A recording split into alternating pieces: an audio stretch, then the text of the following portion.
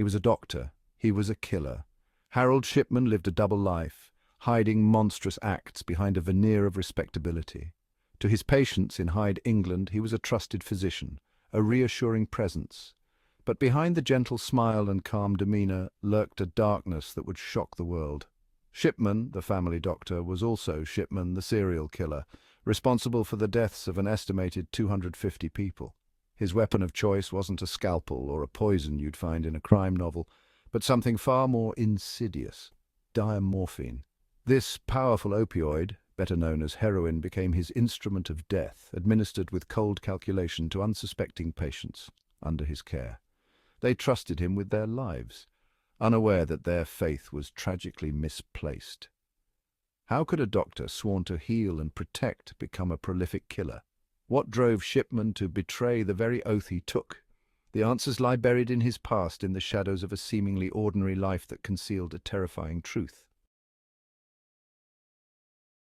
Shipman's patients adored him. He was, by all accounts, a charming and attentive doctor. He listened patiently to their ailments, offered words of comfort, and inspired a deep sense of trust. He was particularly popular among the elderly, who saw him as a pillar of support in their twilight years. Little did they know their trust was his most potent weapon. Shipman's method was chillingly simple. He would visit his victims, often at their homes, and administer a lethal dose of diamorphine. Death, when it came, seemed natural, peaceful even. Heart failure, old age, these were the convenient explanations he offered to grieving families, who often never suspected foul play. His confidence grew with each passing year, his murderous spree stretching on for over 2 decades. The death toll mounted silently, a macabre testament to his calculated cruelty and the trust he so readily betrayed. But even in the darkest of shadows, a single ray of light can expose the truth. Harold Frederick Shipman was born in 1946 in Nottingham, England, to a working-class family. He was a bright but unremarkable child, quiet and observant. His mother, a dominant figure in his life, instilled in him a strong ambition, pushing him towards a career in medicine. He excelled in his studies, eventually enrolling in Leeds School of Medicine. It was during this period that tragedy struck. Shipman's mother, his guiding light, succumbed to lung cancer. He witnessed firsthand the devastating effects of the disease, the pain and suffering it inflicted. Some speculate that this experience, coupled with his mother's death, may have planted the seeds of his dark obsession with death and control. After graduating in 1970, Shipman embarked on his medical career, seemingly destined for a life of healing and compassion. He took up various positions, gradually building a reputation as a dedicated and trustworthy doctor. But beneath the surface, a darkness was brewing, waiting for the right moment to surface. Shipman's killing spree began in 1975 while he was working as a general practitioner in Todmorden, Yorkshire. His first victim was Eva Lyons, an elderly patient suffering from terminal cancer. He injected her with a lethal dose of diamorphine, ending her life quietly and, to all appearances, naturally. The ease with which he committed the act, the lack of suspicion, emboldened him. Over the next few years, more patients under his care died under suspicious circumstances. Whispers began to circulate, but Shipman, ever the charming and charismatic doctor, managed to deflect any scrutiny. In 1977, he faced his first brush with the law. He was caught forging prescriptions for pethidine, a powerful painkiller, for his own use. He was convicted and briefly lost his medical license. It seemed like his reign of terror was over before it truly began. But fate, it seemed, had other plans. In 1993, Shipman moved his practice to Hyde, a small town near Manchester. It was here that his murderous spree escalated, reaching truly horrifying proportions. He preyed on the elderly, the vulnerable, those who trusted him implicitly. His victims were often found dead in their homes, seemingly of natural causes. However, his luck began to run out when the daughter of one of his victims, Kathleen Grundy, grew suspicious. Grundy, a wealthy widow, had died suddenly at home. When her daughter discovered that her will had been altered, leaving everything to Shipman, she raised the alarm. The police exhumed Grundy's body, and the subsequent autopsy revealed lethal levels of diamorphine. The game was up. Shipman, the respected doctor, the pillar of the community, was unmasked as a cold-blooded killer. The investigation into Shipman's crimes sent shockwaves through Hyde and beyond. The scale of his killing spree was staggering, the betrayal of trust unimaginable. Detectives, led by Detective Superintendent Bernard Postles, launched a massive investigation, exhuming the bodies of numerous other patients who had died under Shipman's care. The evidence was damning. Time and again, autopsies revealed lethal doses of diamorphine. The pattern was undeniable, the motive unclear. Why would a seemingly successful doctor with a loving family embark on such a horrific killing spree? He was a narcissist, explains Dr. John Hamilton, a forensic psychiatrist who studied the case extensively.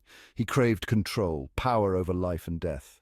His patients were mere pawns in his twisted game. Shipman's trial began in October 1999. He faced 15 counts of murder and 1 count of forgery.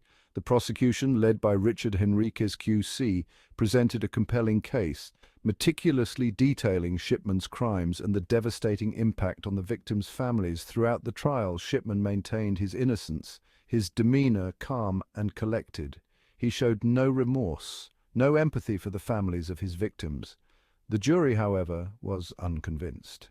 On January 31, 2000, they found him guilty on all counts.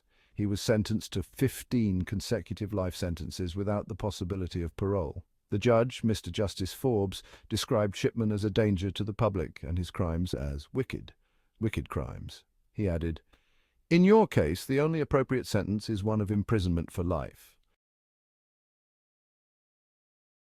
The Shipman case sent shockwaves through the medical profession. How could a doctor sworn to heal and protect betray the very oath he took? The case exposed flaws in the system, highlighting the lack of oversight and accountability that allowed Shipman to operate with impunity for so long. The Shipman case was a wake-up call for the medical profession, says Professor Deborah Bowman, a medical ethicist. It forced us to confront the dark side of human nature, even within the supposedly noble profession of medicine. The General Medical Council, the regulatory body for doctors in the UK, faced severe criticism for its handling of the case. Shipman had been convicted of forgery and drug abuse in the past, yet he was allowed to continue practicing medicine. The case led to a series of reforms, including the introduction of more robust systems for monitoring doctors and investigating suspicious deaths. The Shipman case had a profound impact on patient trust. The idea that a doctor, someone entrusted with their health and well-being, could be capable of such horrific acts was deeply unsettling. The case eroded public confidence in the medical profession, leaving many questioning the very foundations of trust between doctor and patient. Trust is the cornerstone of the doctor-patient relationship, says Dr. Claire Gerrida, a former chair of the Royal College of General Practitioners. The Shipman case shattered that trust, and it has taken years to rebuild it. The medical profession has worked hard to regain public trust in the wake of the Shipman scandal. There is now a greater emphasis on transparency, accountability, and patient safety. Doctors are encouraged to be more open with their patients, to listen to their concerns, and to involve them in decisions about their care. The shadow of Harold Shipman continues to loom large over the medical profession.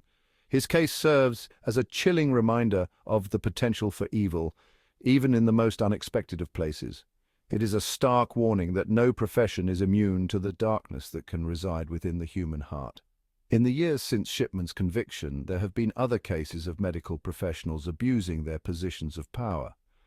These cases, while not on the same scale as Shipman's crimes, serve as a constant reminder of the need for vigilance and the importance of safeguarding patient safety. The Shipman case forced the medical profession to confront uncomfortable truths about itself. It exposed the flaws in the system, the potential for abuse, and the devastating consequences of unchecked power. It is a legacy that continues to shape the way medicine is practiced and regulated today. The story of Harold Shipman is a tragedy on many levels. It is a story of betrayal, of unimaginable cruelty, and of the devastating consequences of unchecked power. It is a story that must be told not to sensationalize or glorify his crimes, but to learn from the past and prevent such horrors from happening again. The legacy of Harold Shipman is a complex one. It is a legacy of pain, loss, and shattered trust. But it is also a legacy of reform, of increased awareness, and of a renewed commitment to patient safety. The medical profession has learned from the mistakes of the past, implementing measures to ensure that such a tragedy can never happen again. The memory of Shipman's victims lives on, a constant reminder of the importance of vigilance, accountability, and the sanctity of the doctor-patient relationship. It is a reminder that trust, once broken, is not easily rebuilt, and that the pursuit of justice, while essential, can never fully heal the wounds of the past.